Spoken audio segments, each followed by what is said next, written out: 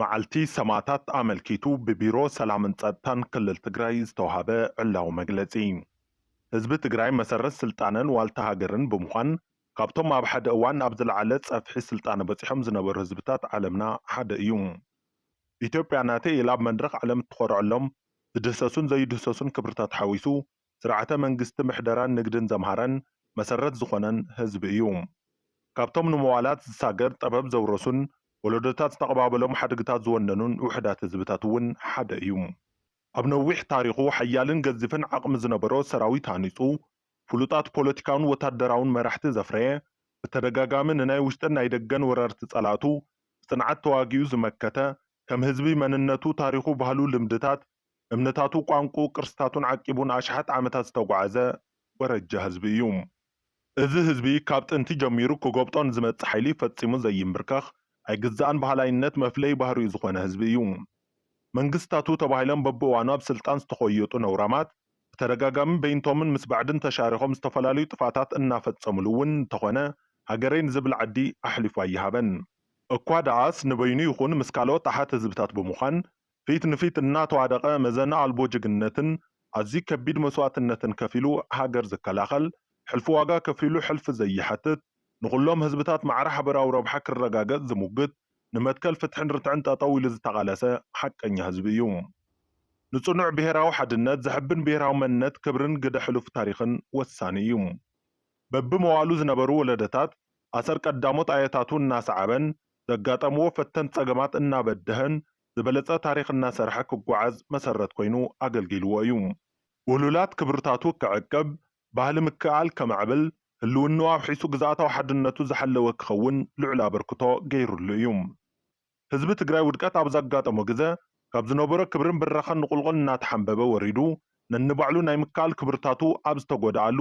ጸላእቱ ናብ ዘይዛር መዋል ሕስረትን መከራን ኣብ ዘእተውዎ እዋን ብሔራዊ ክብርን መንነትን ሓሊፍካ ንዘይመሃብ ተጋሩ ወየንቲ ኣቦታትና እምቢ ንመግዛእቲ ኢሎም ተደጋጋሚ ወያነታት ኣልዒሎም እንትቃለሱ ቅድም ክብል ብነፈርቲ እንግሊዝ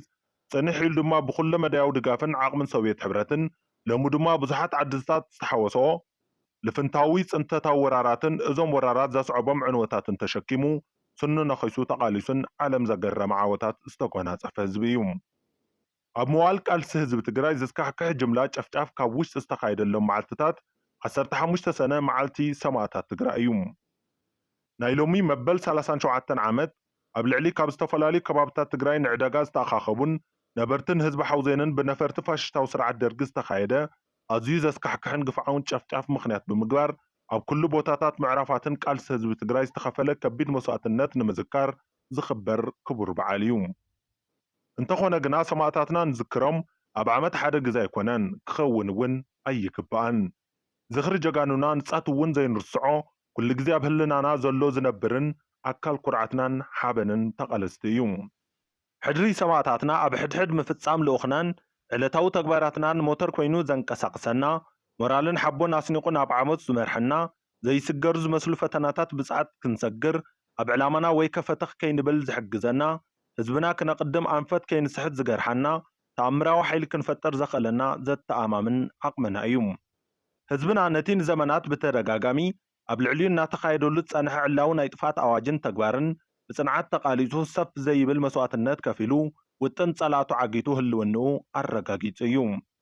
ይኹን ደኣ እምበር እቲ ኣብ ህልውናን ብሔራዊ ረብሓታትን ህዝቢ ትግራይ ዘነጻጸረ ሓደጋ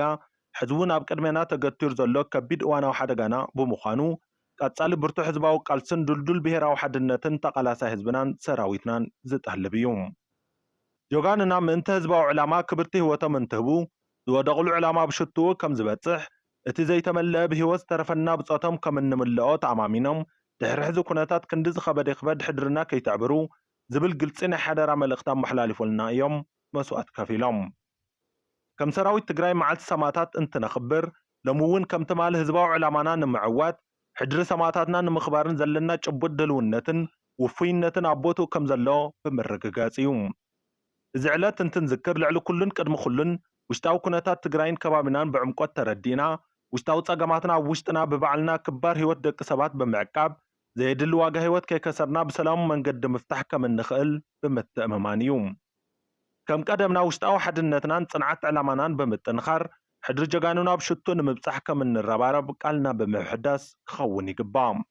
دبسن كحسان سواتنا حزب تግራይ ሙሉእ ሰላም ክረክብ ብምግባርዩ ዝረጋገጽ አቲናየ ዘለና መድረኽ ሰላማዊ ቃልሲ ተግባራዊ ክኸውን ኣብ ከቢድ ስቃይን ጭንቀትን ዘሎ ህዝብና ካብ ሰላም ክርባሕ ሕቶታትና ግቡእ እዋናውን ዘላቕን ፍታሕ ክረኽቡ እዮም ብዝብል ተስፋ ህዝብናን ሰላም ካብ ዘለዎ ጽኑዕ መትከላዊ እምነት ተበጊሱ ኩሉ ጸገማት ከይሉ ስምምዕ ፕሪቶሪያ ኸቢሩ እናተጸበየ ጸኒሑ እዩ ከም ሰራዊት እውን ዝድነቕ ትዕግስትን ተኣማንነትን ሒዝና ክሳብ ዝዓለት ቀጺልና ኣለና ይኹን ዳ እምበር ሕዚ ተስፋ ህዝብና ኣብ ዝተጸንቀቐሉ ብርኪ ከም ዝበጽሕና ኩሉ ክርድኦ ዘለዎ ጉህድ ሓቂ እዩ ኩሉ ነገር ምስ ባህግን ድልየትን ህዝብና ዝተሓዝ ስለ ዝኾነ ምእንተ ምርጋጽ ውሕድ ሰላም ኣብ ትሕቲ ወረርቲ ዘሎ ህዝብና ሓራ ክወፅእ ግዛኣታዊ ወሰን ትግራይ ክኽበር ኣለዎም ሙሉእ ሕገ መንግስቲ ላዕላውነት ህዝቢ ትግራይ ከይተሸራረፈ ክረጋገጽ ይግባእ ተመዛበልቲ ናብ ዳግም ጸገምን ሻቕሎትን ዘይኣትውሉ ኩነታት ብምፍጣር ድሕነቶም ብዝዕቅብን ቀጻልና ህዝብታት ምትእምማን ብዝፈጥርን ኣገባብ ናብ መረበቶም ተመሊሶም ሰላማዊ ህይወት ክቕጽሉ ክኽእሉ ኣለዎም በዚ ታሪኻዊ ኣጋጣሚ እዚ ኩሎም ተፈራረምትም ዝምልከቶም ዓለም ለኸ ትካላትን ግቡእ ቆላሕታ ሂቦም ንተግባራውነቱ ድማ ክሰርሑ ደጊምና ንጽውዕ ኣብ መወዳእታ መኸተና ንምዕዋት ኩለመዳያዊ ሰላምን ድሕነትን ህዝብና ዓድናን ንምርግጋጽ ኣብ ጥንቃቐን ብቑዕ ጽንዓትን ተመስሪቱ ዝቕመጥ ኣንፈትን ምውዳድን ብምኽታል ብሓፈሻ ኩሎም ሓይልታት መኸተ ብፍላይ ድማ ኩሎም ሓይልታት ጸጥታ ትግራይ ተደጋጊፎም ንኽሰርሑ ኣብ ዝግበር ጻዕሪ ካባናት ጽቢት ዝግበር ኩልን ምፍጻም ኣብ ቦታና ከም ዘለና ኣብ መዓልቲ ዝኽሪ ሰማዕታት ኮይና ደጊምና ቃልና ንሕድስ ምኽባር ሕድሪ ሰማዕታትና ንምውሓስ ላዕላውነትና ዘላለማዊ ክብርን ዝኽርን ሰማዕታትና ቢሮ ሰላምን ጸጥታን ትግራይ 13 ሰነ 2017 ዓ.ም መቐለም